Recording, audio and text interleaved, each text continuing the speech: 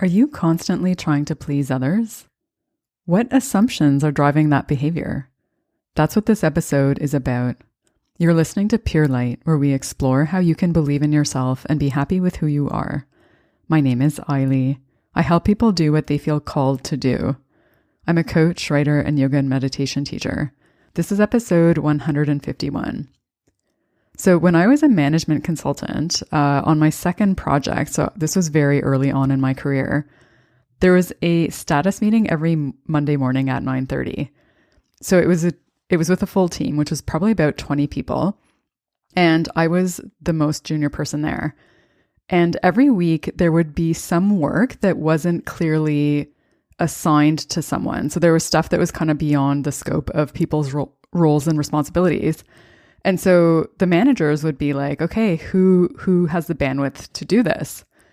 And it made me feel really uncomfortable when that question was put out there because there's something about the silence. Like I felt this pressure to help and to try to, do a lot of work and be my best and to make other people happy. So I would usually be the first one to put my hand up because I couldn't handle that discomfort. So I ended up taking on way more work than I could handle. And I was already working probably like 60 hours a week. And at times it went up to 70 or 80 hours a week. So it didn't actually feel good to do that. It didn't feel good to volunteer to do more work. But at the same time, I was scared that if I didn't do that, my bosses wouldn't be happy with me.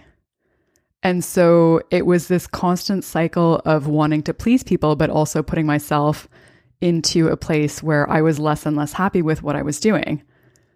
So being a people pleaser means that you're worried about what other people think. So there's a fear of judgment there, which I've talked about before, and I'll include links to those previous episodes in the show notes. So there's a fear that people won't like you if you don't do this thing to please them. It also means that you're giving other people the power to influence your decisions, whether they realize it or not. Because when you try to please others, it means that what they think of you is more important to you than how you feel. So trying to please others is a sign that consciously or unconsciously, you value what people think and how they feel more than you value what you think or how you feel. Which may seem like it's a bad thing when you first realize it, but it's actually a good thing to notice because then you have the opportunity to decide whether or not you want to keep doing it. Because if you know that attempt at getting external validation is what's driving your decisions, you can ask yourself, how is this working for me? Is this serving me? Is it actually getting me the results that I want? Or is this detrimental to my well-being? Only you can answer those questions for yourself. And beyond that, I want to relate this back to the last couple of episodes on thinking and feeling and where emotions come from. So if you're doing what you think people want you to do, you're acting based on assumptions, meaning ideas in your head of what they might think or how they might feel.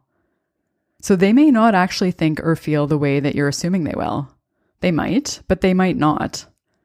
So if you're acting based on those assumptions, it's like you're trying to control what they think and how they feel about you. You're trying to prevent that from being something bad.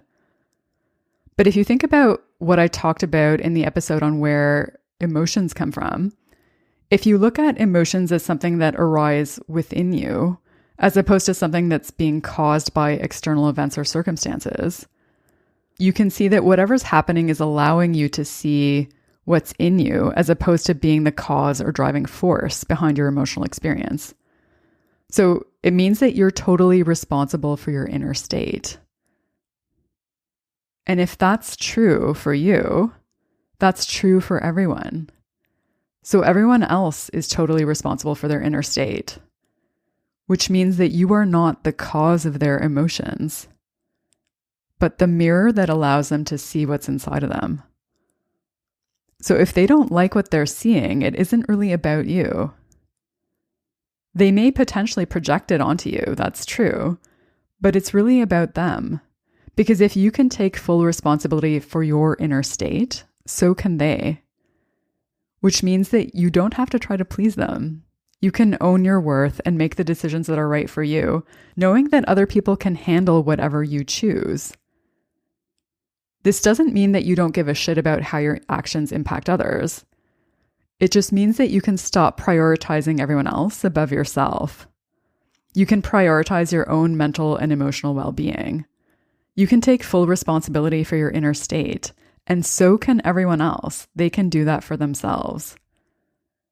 When you take full responsibility for your inner state, you also free yourself from trying to please others, because you know that you are not responsible for what they think and how they feel, not just about you, but about everything. And there's one more thing I want to say about this, because I think people pleasing is something that we often judge. So we might say stuff like, I shouldn't be doing that. I should be saying no. I should be standing up for myself, or I should be looking out for myself. But that's just layering judgment onto it. So it's creating another layer of the problem that isn't really serving anyone. So here's another way of looking at the desire to please people. Instead of looking at it as a bad thing, as something that you need to change or fix, look at it as a sign that you haven't fully taken responsibility for your inner state. Because if you have fully taken responsibility for your inner state, you wouldn't be worried about what other people think or how they might feel. Because you would know that they could take responsibility for that for themselves, just as you have. So the next time that you find yourself wanting to please others, the next time that that tendency shows up, ask yourself, what inner experience am I not taking responsibility for? What thought or feeling am I trying to prevent someone else from having? And what does that reflect in me? Like, what is the driving force underneath that? Because it is a mirror, and it's showing you the opportunity to go deeper into yourself and uncover another layer of what you believe about yourself and your place in this world. If you're listening to this on the day that it comes out, it's New Year's Eve, so Happy New Year. May 2021 be free of people-pleasing and any other patterns that aren't serving you, so that no matter what's going on in the world, you experience greater levels of inner freedom. Thanks so much for listening. Until next time, may you be guided by your light.